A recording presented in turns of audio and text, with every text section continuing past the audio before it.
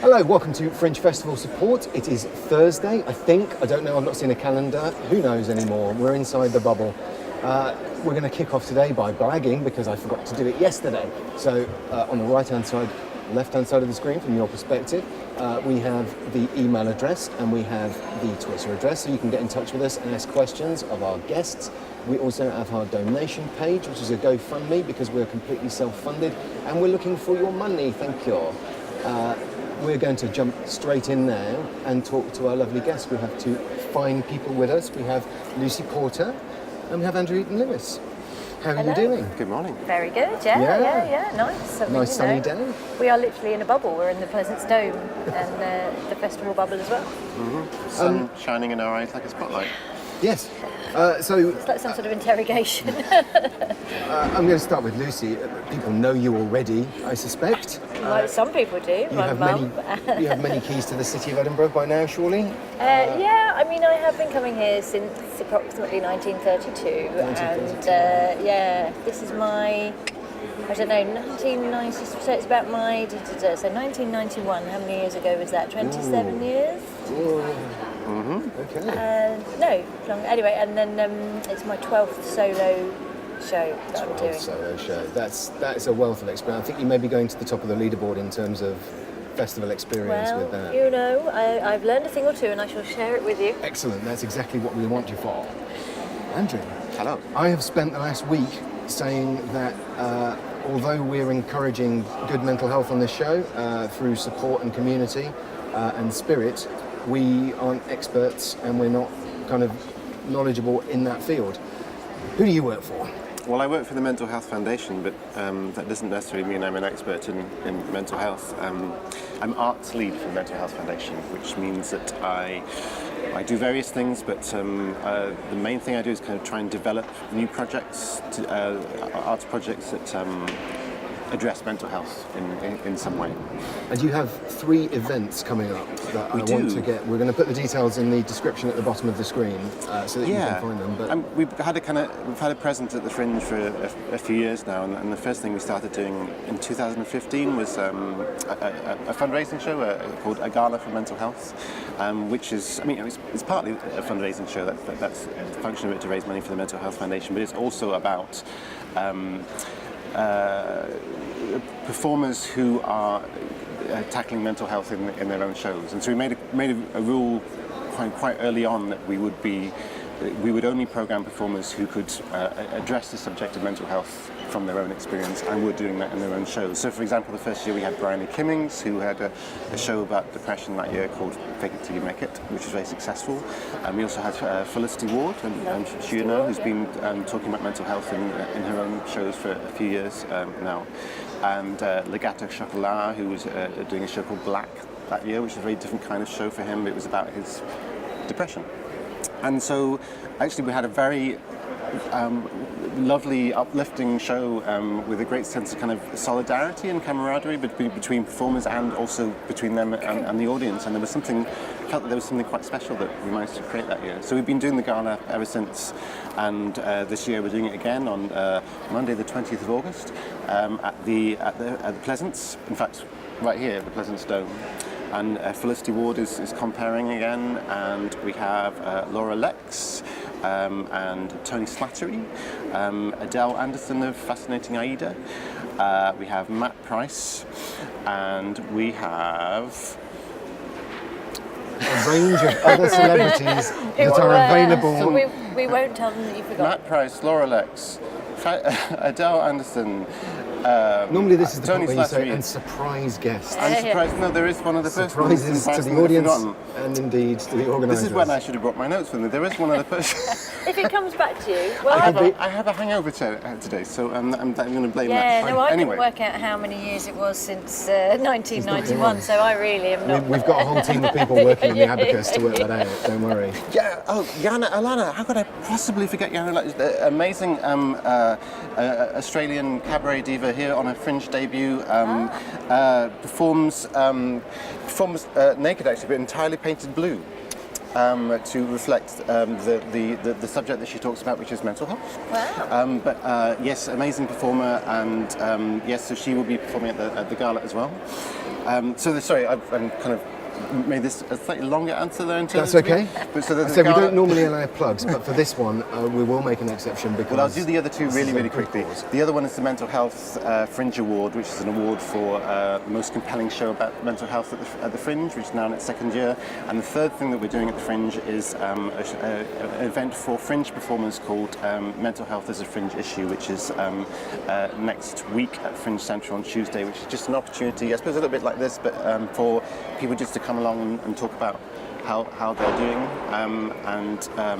but it's kind of aimed at people who are addressing mental health in their shows at the Fringe in some way, of which there are a lot again this year. We plug them every day, but Fringe Central is a fantastic resource for lots of different services. Yeah. One of the best ones being you can just go in and start talking to people and not feel weird about it because they're all performers. Do you know, I only discovered it yesterday. I didn't, I think because I'm so used to just coming here and just doing the things I always do. And then I was doing an interview in the Edinburgh Tower and I went, oh, this is good. This is an amazing resource. But Yeah, I'd say there's loads of practical stuff there, like, if you just want to use the internet, or you can buy a login for like £2, I think, that lasts you for the whole of the festival. You can do printing, you can use guillotines and I love staplers. using a guillotine. Oh, yeah. If they've got a laminator, I won't ever leave. I'll just be laminating things constantly. I can't confirm that, but we will find out. I'll check it out, don't worry. That's very nice that you're doing. So the event that you're doing at Fringe Central, is that like is it a panel or is it just a drop in and chat? It was a bit of an experiment. We started doing it last year, and the idea was partly just to talk about what we do, trying to support artists who are making work about mental health, but also just an opportunity for people who are making this kind of work to just gather together. And that's mostly what happened. People chatted to each other and they swapped flyers, and there was a nice kind of sense of solidarity about it, because it can be quite, it can be a really lonely place, the Fringe. And especially if you are talking about mental health, then obviously that can have an impact on your mental health, and how do you process it all as you're going along, and I always find that really interesting if you're reliving trauma or pain, or which most people at some point do in their even if you're only talking about terrible gigs you've done or something, I just always find that interesting that you're doing it night after night, and for some people it's cathartic, but I do worry that for some people it can be not cathartic. Yeah. I think definitely one of the things we were hoping to do was expose a few more bad, war stories.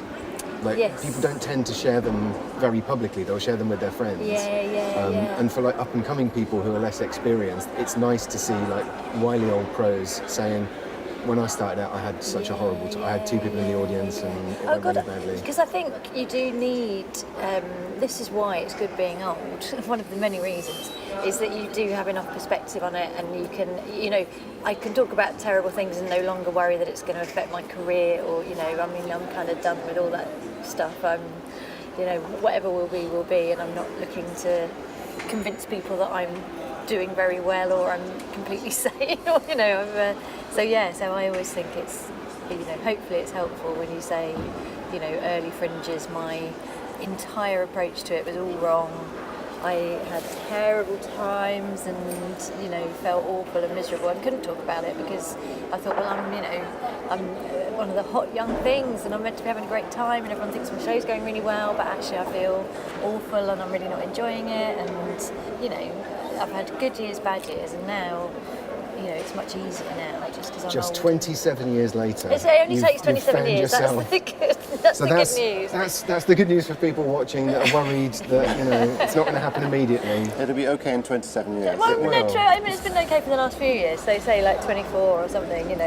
You've been here so much. You're practically a resident. Well, I do. I mean, I've lived here for 2 years. Yeah. Just not consecutive months, but yeah. So. And how do you find it? Are you in love with this city? Yeah, I absolutely love it, yeah. I mean, I've always loved it throughout the ups and downs of my experiences with the Fringe. I love the city and the people, and the festival itself I think is amazing. And I never, from the minute I stepped off the train at the age of 18 to now at the grand old age of 45, I never sort of think, I mean, I might sort of think, oh, I've got to, work my show out, and if this isn't right, or I don't have a flat or whatever. But my general demeanour towards Edinburgh is very positive still. Are you more professional now? Do you approach Edinburgh? 12 solo shows, do you say? Yeah. Is it easier now? Do you I think more professional might be stretching it a bit. More experienced? More experienced, yeah. No, and I'm in a bit of a groove, so yeah, I get the show ready about the same time every year. Too late. When's that? About July, really. July. And that's where you're hitting like previews and. Yeah, exactly. But I'm thinking about it all year, and I know it's happening, so I think that's always quite useful if you go. I know it's coming, and and I think I am much more relaxed about it, and I know that there will be, highs and lows, but the highs and lows tend to sort of get a little bit less extreme as the years go by, I think.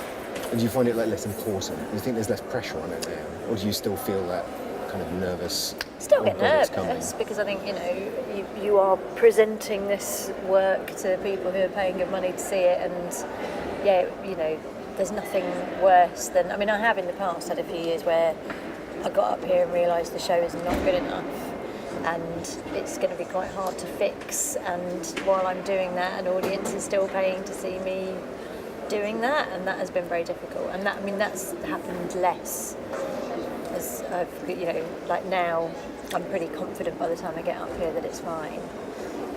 But there is still a bit of pressure because there'd always be something that's not quite right about the show that you have to fix, or some aspect of it that you need to tweak or whatever. But generally, reviews used to be a lot more important, whereas now I sort of think I'm in the lucky position that I just sort of do what I do, and most critics have seen it, or Is that? I say you've been here a long time. Is that the biggest change? I think a lot of people have said that the festival expansion is probably the thing that's changed. It's such a huge. Yes, it is, and there's good and bad aspects of that. I think it used to be much easier to get noticed, but then you also felt a bit more exposed, and there's more of a support network now, and there are sort of, you can normally find someone else who's sort of doing a show about what you're doing a show about, or has some sort of connection with you. And I think that it does feel a bit gentler in that I think people would call out unpleasantness and, things like Late and Live, for example, used to be, like Late and Live is this late night gig that used to be a proper angry bear pit with people screaming obscenities at the comedians, and that just wouldn't happen now, and there wouldn't be like sexist heckling, which definitely I experienced a lot in the early days. You just go, you would be drummed out of a venue, shout "get your tits out" at a female performer now. It would not stand, whereas in the 90s, everything was fair game, and racism, sexism, it was all a little bit more raw. That diversity does seem to be kind of getting through now. Certainly for women, I think it seems to be. You look through the brochure now, and there are lots of female faces. Yes. Presumably, when you came here.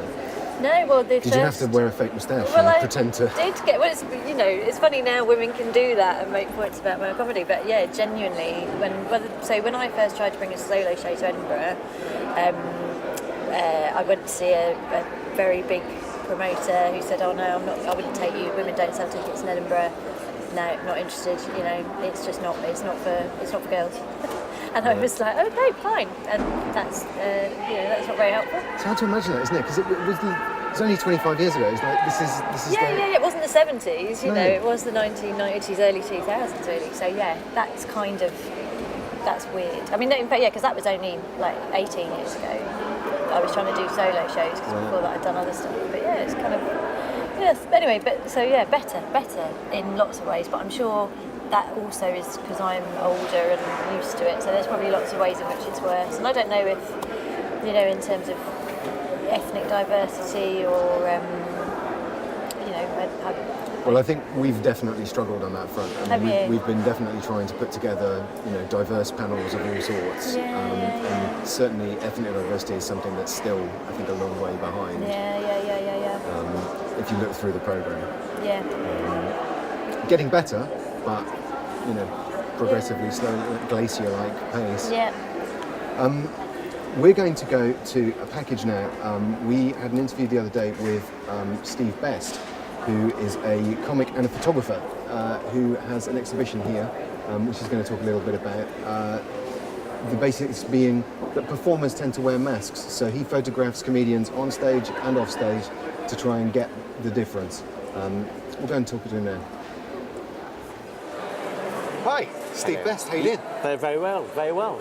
Tell us a little bit about yourself. What's your role here? What are you up to? Well, it's a strange one in one sense. I've been a stand-up comedian for over 20 years or so, and then I've got massively into photography, I don't know, 10, 12 years ago as well. Well, I've always been into photography, but so I've had this access to comedians. That's the big thing that most people haven't got. So we're friends with lots and lots and lots of comedians. And so I started taking backstage shots of them, and then front stage shots as well. And up here at the moment, I've got an exhibition of, it's kind of hopefully for my next book, which is comedians back to front. So backstage shots of comedians to front of stage. So you see this kind of candid shots backstage, and then the big bright lights on stage as well. Down to the magic of editing. At this point, I imagine we'll have cut to a little package of drifting through a few of those photos. Nice. So people can probably see those on screen now, although I can't tell you which at any given moment. Fair enough, yeah. And that exhibition's right here in the Pleasantstone Atrium. There's a Pleasantstone bar and cafe, because some people walk in and can't see it. But there's a big poster of me, my ugly mug on the wall. This face. That's Yeah. the one. So that's here the whole festival? People can come and just browse? Yeah, it's a free exhibition. There's a chance to win one of the limited edition prints by doing a selfie next to your favourite one. And that's it, yeah, it's here, the whole festival. So how long have you been coming up to the Edinburgh Fringe? Yeah, so I did my own show years and years ago, and then I ran a company with a friend of mine called Abnormally Funny People, with disabled comedians, and we came up in 2005, actually over here, the Queen Dome, I think, which was fantastic. That was a great show, all disabled acts, and I was the token non-disabled comedian, as they say. And then we came back in 2015 for our 10th anniversary of that show, although with different acts in there. Right.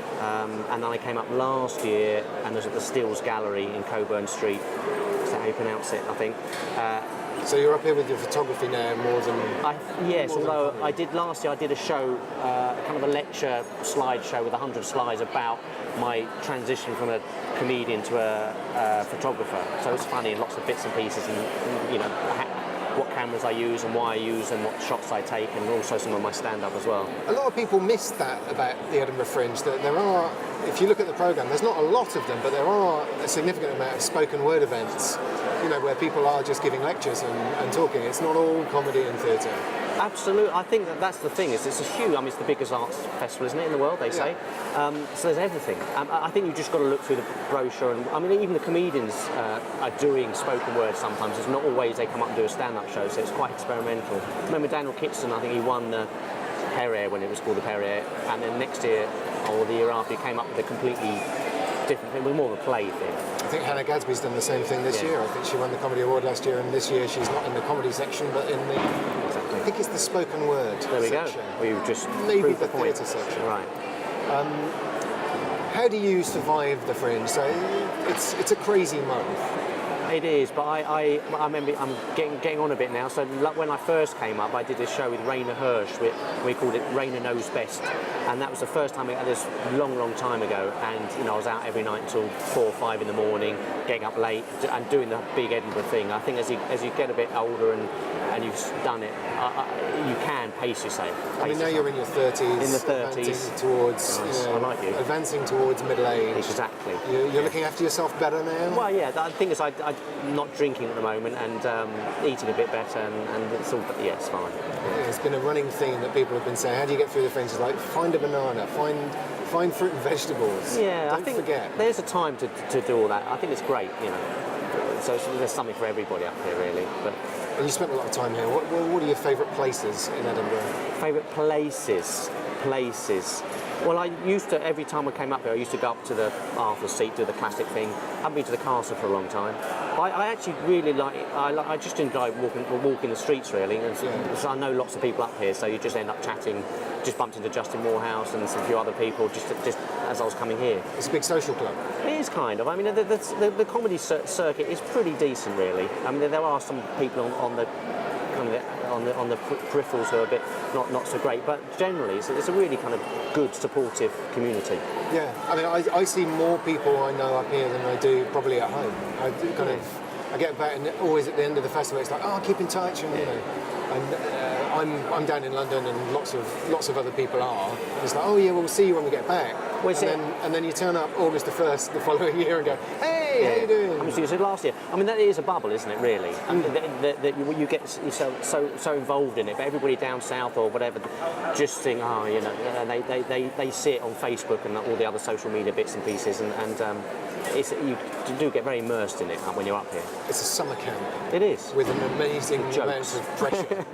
Yes, I think it's always been fairly hard, but you know, the introduction of the free fringe as well it's changed the kind of dynamic slightly as well, because there was a time that you could lose a lot of money, and you still can, obviously, but the free fringe has opened up something slightly different, I think. So, but then the comedy circuit is kind of slightly imploded as well.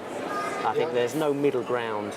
You know, I was doing a stand-up for years and years, and done a little bit of television, a few bits and bobs, but not massive amount. But I could make a very good living out of just being a professional comedian as such. Right. But it's much harder to do that now. There's either people right at the top or loads of people coming into it. It's much harder. I remember that when I first got involved in the industry, the sort of wider industry, there was a lot of like jongleurs, comedy clubs, you know, there were lots of places where people just did circuits. That seems to have... Well, that's it. That's what's happened. So jongleurs is fallen apart now. So that they had something like 15, 16 clubs in their heyday, and you did Thursday, Friday, Saturday, sometimes 2 on a Saturday, and you do 1 on a Sunday somewhere else, and the one in Leeds did 1 on a Sunday as well. So you could have a great... And the money then, 20 odd years ago, was the same as they're paying now, although they're gone, but some clubs. So you were earning that kind of money 20 years ago, and so it's great. But nothing's gone up. The cost, the money's not gone up for years and years and years. Yeah. I suppose it's the proliferation of TV channels as well. TV channels, the internet. Yeah. People expect stuff for free, I think. Same with photography in a way. They expect you to take the picture for free. Well, you know, I want to take the picture anyway, and if they're mates... It's my face, mate. I'm not paying for it. Well, that's the kind of feel for it, but and also everybody takes photographs now because of the cameras on mobile phones. And good cameras, like very good very good cameras on them, yeah. But you still got to know how to take a photo. That's the thing, and people forget that. It's the framing of it. It's the framing of it. Yeah, and I think. My speciality, I suppose, is comedians, and I kind of know when the joke's going to be. I know, or when I'm backstage, that because I'm friendly with most people, that you could just sit there with a camera and have a chat as well, and take a little picture here and there. And what are you trying to capture when you take a picture? Well, the backstage stuff I really like, because not many people get access to that. So if you can show that to people, so there's a few pictures in the exhibition. There's one of Harry Hill and Tim Vine, John Fothergill, Adam Bloom taking a selfie together, and so I'm taking a picture of them taking a selfie in backstage the Comedy Store in London, and I really like that because it doesn't look like I'm there. Yeah. And there's a lot of joy in that photograph. Because a lot of people don't get to see that. Exactly. They don't get to see that sort of... And I think they're the ones that hopefully are the interesting ones in a way, because on stage people can take photographs. There's photographers out there and people in the audience generally, you know. But even on the ones on stage, I try and get different angles and shooting into the light and not getting generally straight on shots. So I think they're not as interesting as... And when you're capturing them on stage, you're kind of capturing their persona rather than trying to necessarily themselves. So if I know the act, you try and get something. I mean, it might sound a bit can't use the word, but you can absolutely use the word, whatever it is. Well, it's just I'm just going to say it was a bit wanky, kind of getting that kind of that feel to it. But you do, because I tend to feel that I know some of the acts, you know their kind of style, and you hopefully catch that side of it. Your experience of Edinburgh, what's your favourite thing about the festival? Favourite thing about I do think the kind of friendships you do make. I think you want to get involved in it. I mean, I think more so now. I don't go to the bars in the evening and do the big chit chat, but you do see them on the street. I do like that side of it because of the circuit. The comedy circuit has shrunk in one way. The jongleurs, where you used to spend weekends with comedians. Yeah. You don't do that. You do one-nighters everywhere. So that's kind of gone on the circuit. So having it up here is fun. It's nice catching up with people. And you've got a month. You're gonna see everybody. You should do. Although there's a lot of stuff on, isn't there? Yeah, and there's a lot of new people coming in all the Absolutely. time as well. Yeah, I mean, that's the thing I've found is that taking pictures of comedians is you suddenly go to a club and you've never heard of. You know, there's so many people coming into it, which is great. I mean, it's healthy in that sense. It's just a shame that solid professional circuit is hard at the moment to make a living. Yeah. Well, thanks so much for coming to talk to us. It's a pleasure. That's wonderful. Thank you very much. Oh hi! Yes, we were just innocently, organically bantering ahead of a segue. That was Steve Best. You can check out his exhibition in the Pleasance Dome atrium. It's right over here in the cafe. It's very nice. We're going to talk now a little bit about fringe survival, and I suppose it is an art, really. It's a long month, a marathon. Are you up here for the whole shebang? I am. The whole thing? Yes, I am. And how many years have you been doing? I've been doing this for about 15 years now. There you go. So you have two veterans on your hands who can tell you Barocca and self-care and the flotation tanks of Stockbridge. The flotation tanks I of do Stockbridge. not know That's about a the new one on flotation us. tanks. We did have yeah. someone trying to plug Barocca the other day. I think it was an advertising Oh, was bit. it? Yes. Yeah. But tell us about the flotation tanks. Flotation tanks. So I normally do some kind of yoga and meditation, things like that. And in Stockbridge they have a flotation centre, and that is it's an expensive way of unwinding, but in extremis, it's like break glass in case of emergency. Well, they don't break the glass because the tank will flood, but I would go there. That's my tip if you're having a reel. Are these the pods? Yeah, you just lie in a pod in tepid water for an hour. You can recreate the experience if you get a Leith on a fairly dark day. Oh no, actually, I mean, well, I'm going to the beach at Portobello, and if it's nice and sunny, then I can just lie Be in the careful, sea. because a lot of people have been recommending the beach at Portobello. It's so full I of think- comedians. Yeah, it's now going to be rammed. Well, it is the virus. nearest beach, so yeah, of course it's where we all end up. But yeah, my kids also have your kids up. I mean, that's it's not possible for everyone. Or but if you don't have kids, Yeah. just take some. Get some find kids. some Look, there's kids. loads of buggies here. Yeah. And, there's the advantage of having non-festival people or people who aren't interested in the festival is great. So my kids at my father-in-law's 80th birthday at the moment. So I've had friends staying. So I have my friend Lucy staying. I've known since I was 13. Have we got you out of that birthday party? Is that I why know, you agreed to do the show? Is that, thank God there's it. something. That's why I did the Fringe. No, I'm sad to be missing that. But yes, I've had my oldest friends come up to stay. My friend Joe's staying at the moment. I've known since university, and then my friend Shelley's coming at the end, who's a flyby. I've only known her for 15 years or something. So just Johnny come lately. She's still on probation, to be honest. But having people around who don't care about your show that much is good. We've repeated the anecdote several times, but Brennan Rees on the show last week said that he loves talking to his mum around Fringe time because she absolutely doesn't understand the Fringe at all, and just says in September no one will remember, no one will care about it. Oh in God, September. it's so true. And when you do go back home, and if you've had an amazing Fringe, and you go back home and you're a little bit like, I had a pretty good month, and everyone's like, oh right, where were you? Oh God, oh I didn't know. Was it? Because people always say, well, it's like the whole month. Yeah. It's like the whole month, and I'm like, yes, it's the And you just do whole the same month. show over and over again. And you only have to work for an hour a day, and I'm like, yes, I only have to work for an hour a day. Do you bring press clippings? Do you go Yes, home this is my press pack. If everyone could look at that before they speak to me, thank you very much. But Are you still PRing your show right through September? Is yeah. that You've got to works? wring every last drop of goodness out of it. But yeah, no, I mean, my kids are great as well because they just don't care, and also, you can't get drunk and live the Fringe life when you have kids because it would kill you. To have a hangover with children is not bad. So yeah, it's a very good thing. Also, getting out of the city for a bit is always good, isn't it? Well, Edinburgh's quite good for that. Right next to you have a big mountain that you can just, if you need to escape for a bit, and there's Portobello Beach. So you're not really, not very far from being able to escape to somewhere. Well, you can just pop up Calton Hill for a little bit of a sort of mini boost. It's like also, you don't have to go very far out to get away from the festival, and you can just go to a different part of town. Also, the other thing is, if you go to beauticians or hairdressers, they have no idea that the festival's going on either. Like they've all been to see the Ladyboys of Bangkok once, and that's the entire engagement of the festival. And they all sort of say, "Oh, I feel terrible. I never get to see anything." And, you know. They don't feel that terrible, really. No, they don't care. Just trying to make you feel better. Yeah, they don't. Well, they get us all coming in moaning, and then the last thing they want to do is come and see our shows. So.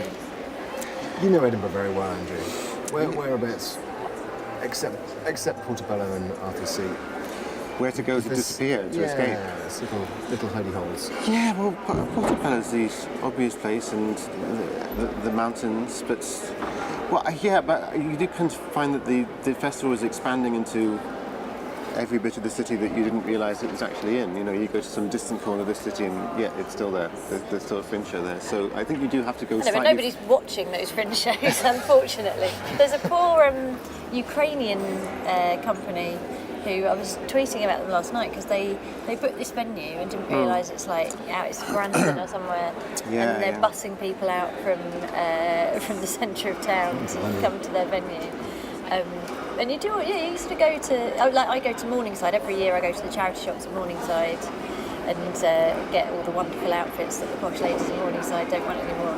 And there's always like little venues out there, but it's always American high school musicals and the kind of teenage companies who didn't quite know what they were getting into, or but they're having a great time anyway because they're just having fun. They're part of the whole thing. Yeah, we had a couple of guys on the other day from The Fisherman play, and they were amazing because they were the inexperienced ones, and we sandwiched them between two very experienced old hands, and it was, now sit down, lads, and we'll tell you about how to do Edinburgh.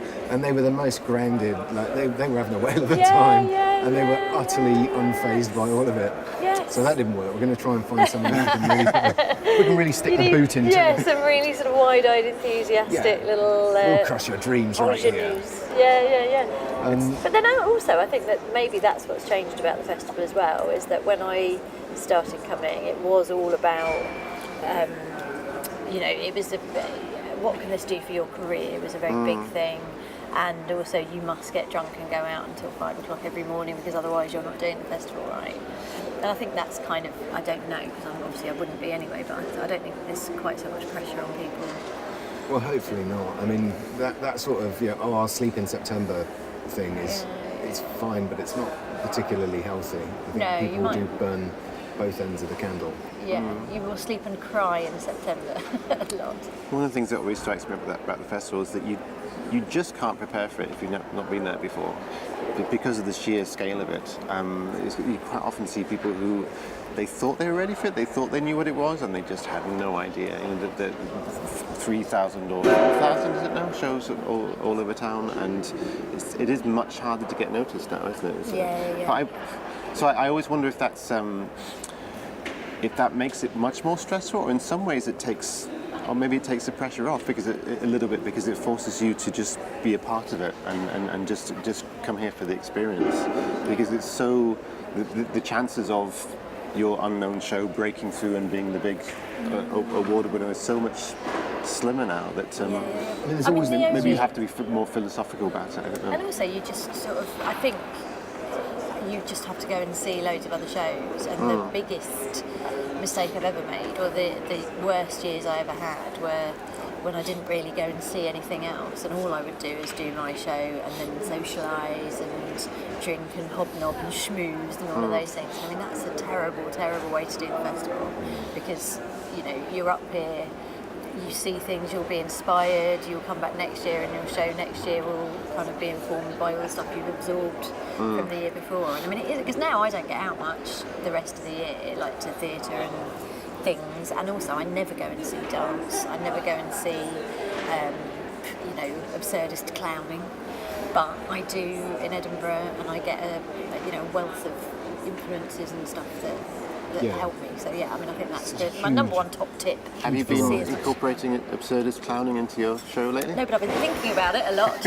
In my head, I'm absurdist clowning, even when I'm just standing there telling jokes. But I'm embarrassed to say I've only seen one show so far. Well, you've been doing this. Well, yes, but I went to see Le Gâteau Chocolat. Oh, great. Seeing as you've mentioned it, and we will appeal.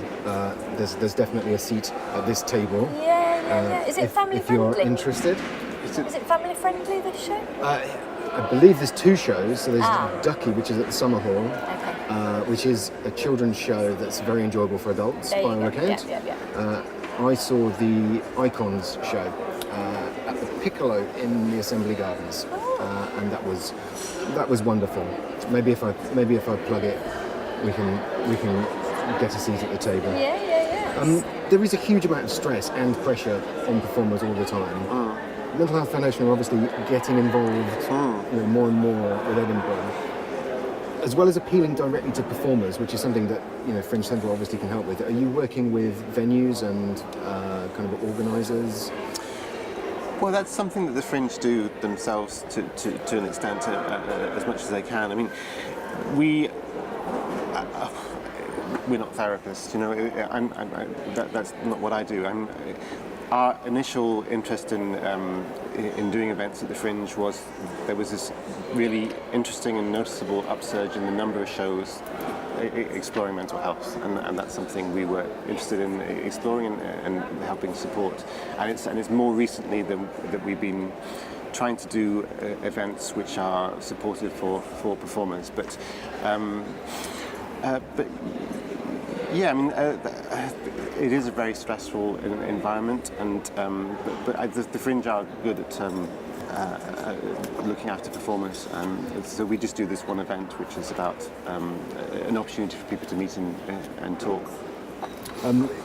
It's a sort of, during the Fringe, mental health turns into an emergency service. Is there more that can be done kind of all year round to help performers? I know that Equity are getting more involved in the mental health aspect now.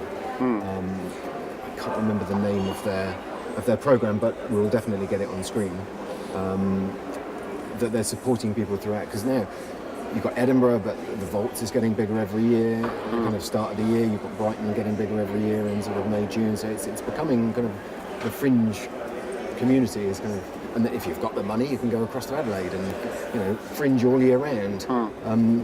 Is there more that can be done? Is there more that can be done by the Fringe? Or it's a very leading question, because of course there's more that can be done, but... Well, I always feel like there's more that we could be trying to do, but we, at the same time, we don't want to be kind of promising to try and do things that we don't have the resources to do. I mean, there are so many performers here, and we can offer advice, but we're not a substitute for getting any kind of professional help if you're in crisis. I mean, our festival program always has phone numbers and websites for Breathing Space and the Samaritans and other organisations that you can go to if you really do need to talk to somebody. So yeah, I mean, what we do is what I do is largely from a kind of programming perspective and looking at engaging with the subject of mental health in the arts and how shows exploring mental health can reduce stigma about it, reduce stigma around mental health, and kind of change the conversation and change the environment. I mean, one thing we've really noticed over the past few years is that when we first started our mental health festival 12 years ago, the conversation was very much about stigma. And how the arts can be a very good way to address difficult subjects, to kind of change the way that mental health is talked about. And what has been very noticeable over the past 4 or 5 years at the Fringe is that there's much more openness in talking about mental health.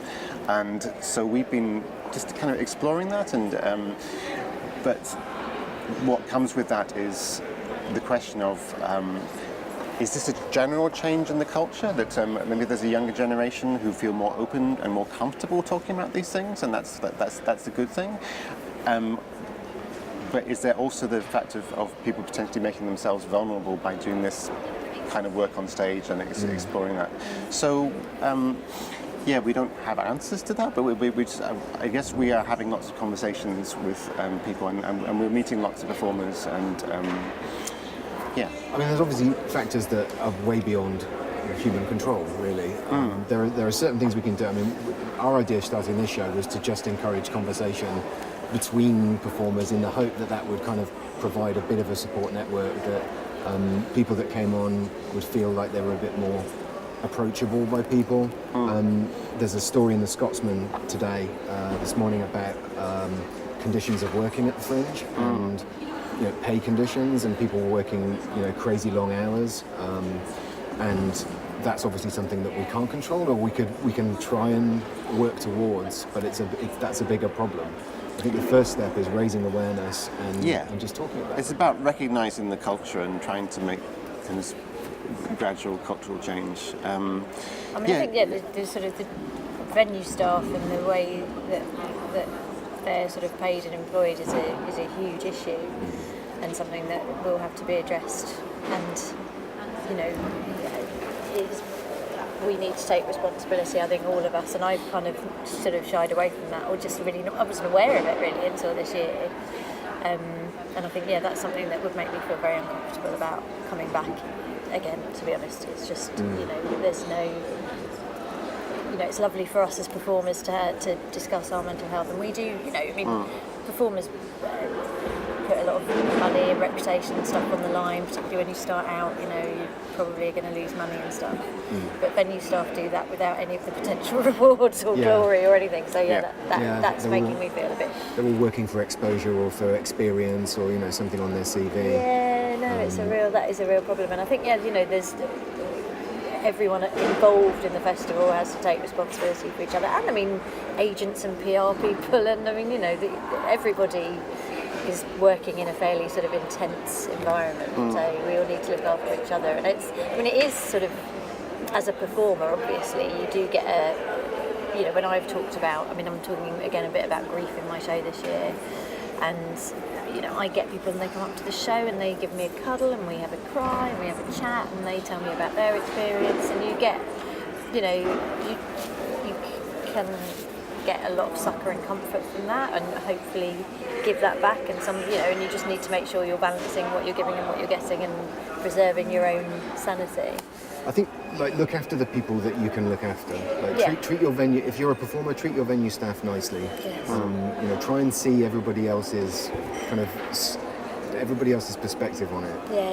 Obviously I'm a horrific diva, but it's a nice concept. Kick them as you go on. Yeah, I try not to shout at them more than 5 times a day, but no, I think you're right. Yeah, you just kind of have to make sure everyone in your world is okay. Yeah, look after your flyers, pay your flyer. I felt terrible last year because I hired a flyer through somebody who was advertising, I'll find you flyers, and I hired somebody, and then about a week after the festival I got an email from them, which was lucky because I'd exchanged the email addresses with the flyer themselves. Most people would just go through the organiser, and I got an email saying I can't get in touch with the guy, he never paid me.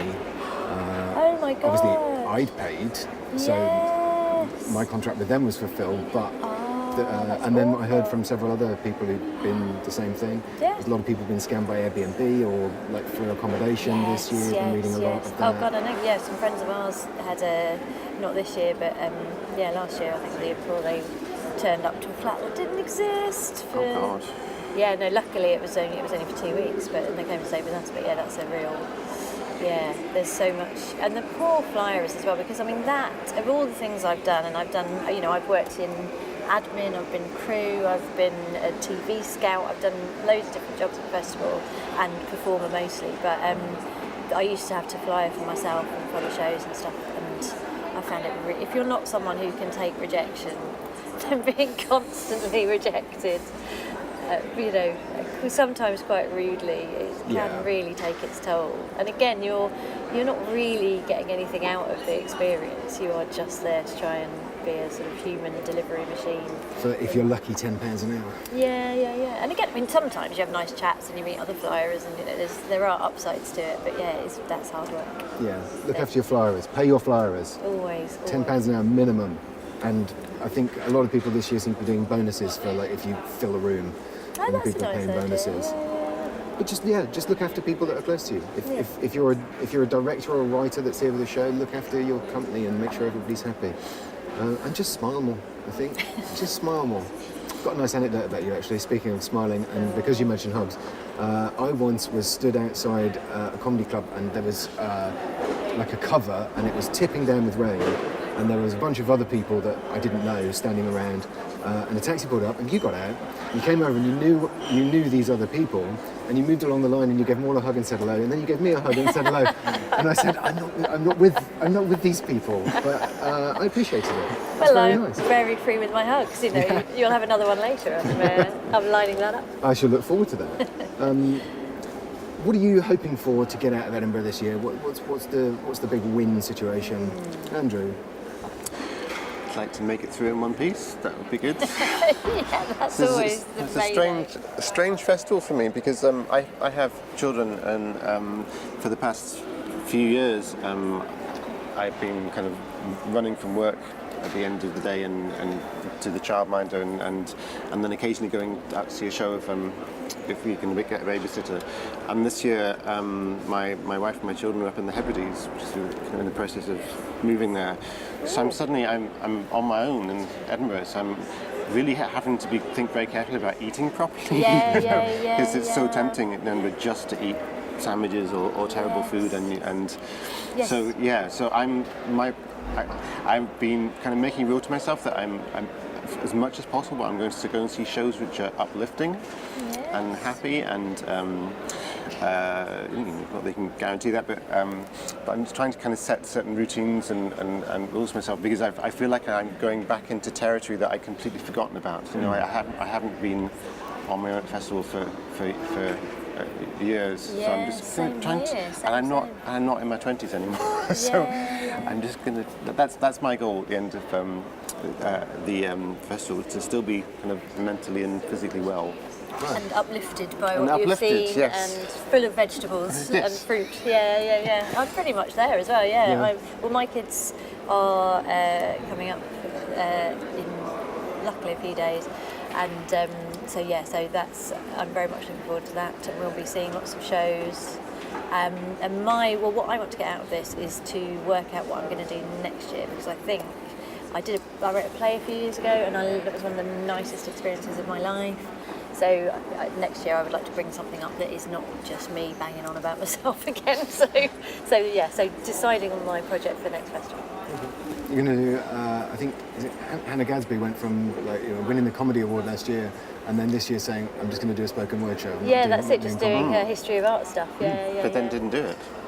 Oh, really? No, she cancelled her whole run because the net has taken off. I didn't realise. Fine.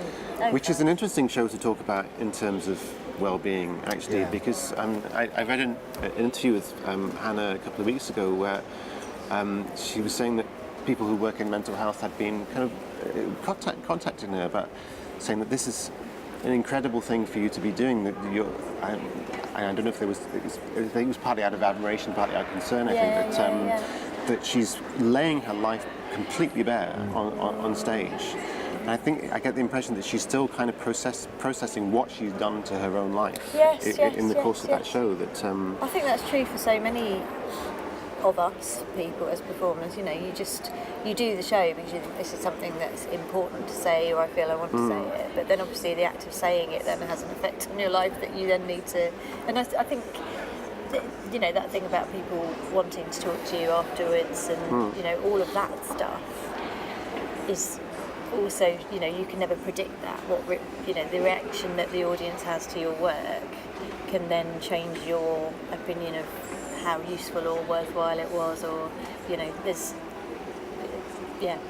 a lot of kind of follow up in the months afterwards of thinking, gosh, I look back at some of the shows I did when I was younger and some of the stuff I talked about, and I kind of, if I'm honest, I wish I hadn't. Because I don't think it did help me, and I think it was just a bit uncomfortable for everyone concerned. But you live and learn, don't you? That's all you can do, is you sort of go, God, that was awkward, everyone. Sorry. Let's just move on and forget. But I think if anybody looks at what they were doing 20 years ago and looks at it and goes, totally happy with that, stand by all of that. Yeah. I think they're probably lying to themselves. Oh, no, but it's all out there now. That's the thing, is that it all exists All on the internet. Digitally, which it never did. Because I think all my shows now have gone, disappeared. there into the ether, all those terrible shows that I did in the... Isn't that part of the magic of it? It's like, you Yeah, know, oh, I yeah, saw that. yeah, yeah. I was there and I saw That's it, and it'll it. never exist again. I know, and all with Nanette, you know, because I Yeah. saw it at the Fringe last year, and in the room, and you know, it was an incredible experience. It was really powerful. There does seem to be more of that now. I mean, we've had 2 Edinburgh Comedy Award winners in a row now who have been doing shows which are kind of reliving incredibly traumatic experiences. We had Hannah, we had Richard Gadd. Yeah. Well, and actually, you know, John Robbins last year as well. You know, the Yeah. joint winner was talking about traumatic well, breakups. which is interesting. I mean, and yeah, but perhaps I think we're still kind of figuring out what that means. But you do wonder whether there will be other performers now thinking, well, if I'm going to win the Edinburgh Comedy Award, I'm going to have to revisit some incredibly traumatic incident in my life. And yeah, I hope that experience has been positive and therapeutic for Richard and Hannah and other people. But you do worry if there's an increased pressure now on I know, but people then to do. you know, this year it will be absurdist clowning, or it'll maybe, be yeah, one-liners maybe or the, something, and then yeah, you know, I don't. yeah, true. I think performers have always, or stand-ups have always, that being my area of knowledge.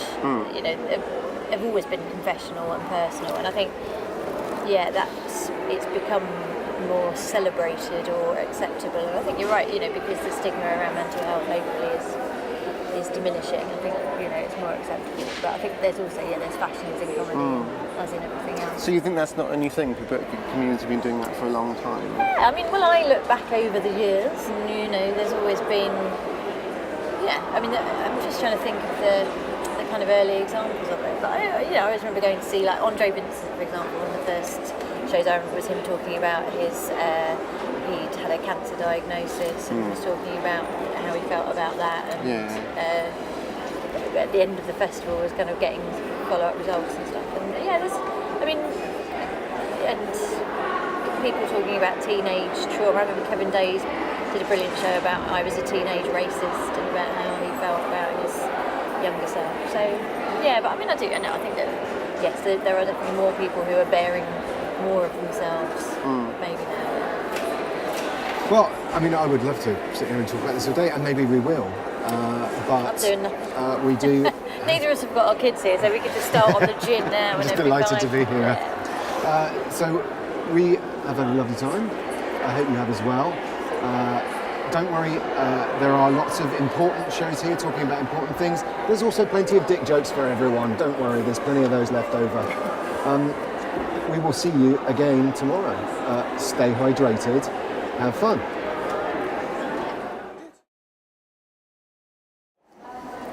Yeah, so we're just talking naturally, aren't we? We're just bantering. It's all been a lot of fun. Are we bantering Such now? fun. Is this the banter? This is Oh, the banter. okay. This is the banter. This is the banter. Yeah. Oh hi. Yes, we were just innocently, organically bantering ahead of a segue.